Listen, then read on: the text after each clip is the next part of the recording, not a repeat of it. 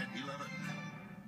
I guarantee that their tank expansion is to kind of quiet the voices of activists and kind of satisfy people. Tonight, SeaWorld unveiled plans to double the size of its killer whale habitat.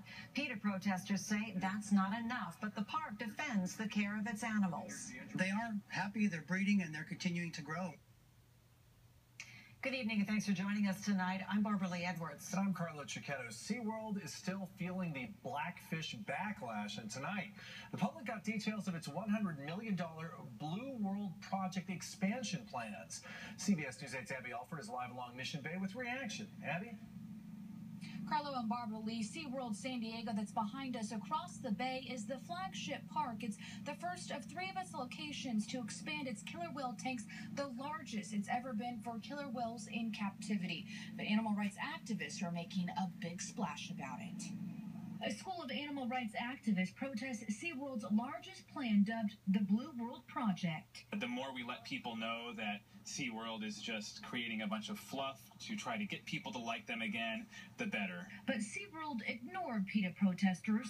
Here's Shannon Stadium. Park leaders presented its $100 million project in front of the Mission Bay Advisory Board to build a 10 million gallon tank, giving its 10 orcas and baby just born last month more room to play and exercise. It's going to go 50 feet into the ground. It's going to be 350 feet long by 160 feet wide. It's going to give them a lot more water. And these orcas would have to swim laps 1,500 times in these tanks to even approximate what they would experience in the wild. SeaWorld has recently drawn international criticism from the documentary Blackfish. The CEO also stepped down. This is not doing anything to our critics. They have a radical viewpoint that we frankly just don't agree with.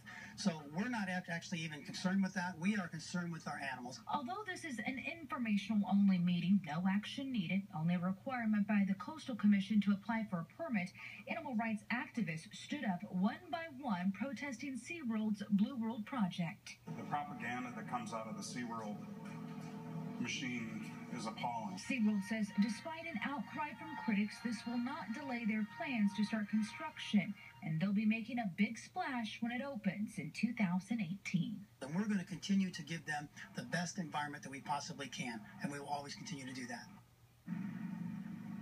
Construction will start at the end of the year. Now, SeaWorld still needs to get a permit from the Coastal Commission. SeaWorld also is investing $10 million in killer whale research in the wild and to learn more about conservation.